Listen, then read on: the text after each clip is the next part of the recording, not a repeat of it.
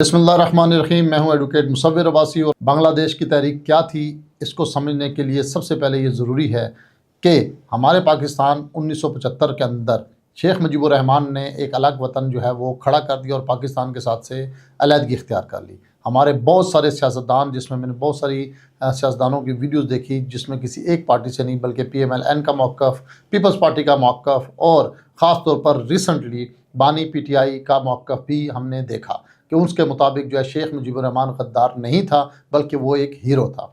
मेरा सवाल यहाँ पर ये है कि आज तारीख़ के तकरीबन 4 या 5 दहाइयाँ गुजरने के बाद, 50 साल के बाद, उनकी अपनी कौम ने शेख मुजीबुर रहमान के साथ जो सलूक किया उससे ये क्या लगता है, उसकी बेटी के साथ जो सलूक किया उससे ये क्या लगता है कि वो गद्दार था या नहीं। आज किसका बयानिया सच हुआ? क्या इस्टेब्लिशमेंट का बयानिया अपनी जगह पर कायम रहा कि शेख मुजीबुर रहमान एक गद्दार था, या पाकिस्तानी सियासतदानों का बयानिया सच रहा कि शेख मुजीब गद्दार था या नहीं था? इस चीज़ को देखने के लिए बड़ी बारीक बीनी से देखा जाएगा कि आज उसकी बेटी इंडिया के अंदर जो है वो इंडिया नवाज समझी जाती थी, प्रो इंडिया समझी जाती थी, और प्रो इंडिया की वजह से उसके जो फैसले जो उसकी हुकूमत के अंदर रहते हुए उससे अवाम इतनी तंग आ गई कि आज शेख मुजीबुर रहमान के मुजस्मों को जो है पूरे बांग्लादेश के अंदर से उसकी तस्वीर को बुरे तरीके के साथ जो है वो मस्मार किया गया और बेहुरमती की गई। क्या ये कौम अपने किसी भी हीरो के साथ ऐसा कर सकती है? क्यों अगर किया है तो इसकी क्या वजूहत है? क्या जो पाकिस्तान के अंदर इस्टेब्लिशमेंट का बयानिया था कि हमने एक गद्दार जो था उसको अलग किया, वो सच साबित हुआ, या पाकिस्तान की पॉलिटिकल पार्टियों का जो मौक़िफ़ था वो सच साबित हुआ? असल में ये बात समझने की है। बांग्लादेश की तहरीक को समझे, किसी भी तहरीक की बुनियाद को देखना ज़रूरी है। कामयाबी हासिल हो जाए फिर ये भी एक अहम सवाल है कि अब कंट्रोल किसके हाथ में होगा। तहरीक नौकरियों पर कोटे की हसूल में शुरू हुई, जिसके मुतासरा अफराद किसी एक जमात से ताल्लुक़ नहीं रखते थे बल्कि स्टूडेंट्स थे जो कि पेश पेश आपको नज़र आते थे।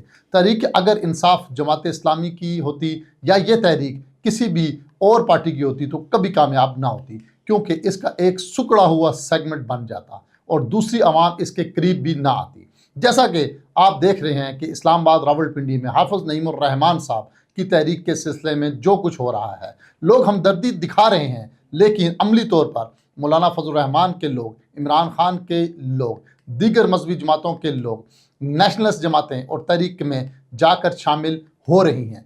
क्या बिजली व महंगाई का मसला सिर्फ जमात इस्लामी का है? हरगिज़ नहीं। बांग्लादेश के बिल्कुल बराबर पाकिस्तान में एक तहरीक चली जिसके राज व मकासद दुरुस्त है और लगन भी सच्ची है, फिर भी वो पूरी तरह अवामी तहरीक की शक्ल नहीं इख्तियार कर रही, क्योंकि इस पर जमात इस्लामी की छाप है और अप्रोच हल सिर्फ वाली। अब इस पर जमात इस्लामी का कसूर नहीं है, इनका मकसद सच्चा है, लेकिन कारकुनान बांग्लादेश वाले मसले पर जब आर्गूमेंट्स मिले तो इस पर नाराज़ नहीं होना चाहिए। वहाँ जमात इस्लामी के लोगों को फांसियाँ देगी, इनकी क्या वहाँ कुर्बानियाँ नहीं हैं, वगैरह वगैरह। बिल्कुल इनके वहाँ कुर्बानियाँ हैं, लेकिन तहरीक की बुनियाद कोटा पर नौकरियों की तकसीम है, ना कि आइन व बहाली की बालादस्ती तहरीक है, ना अमरीत के ख़िलाफ़ आवाज़ खलक है, बल्कि इसकी बुनियाद ऐसी है जिसमें आवाम पर हर तरफ तबके से निकली हुई एक आह है, अब वापस पाकिस्तान आए।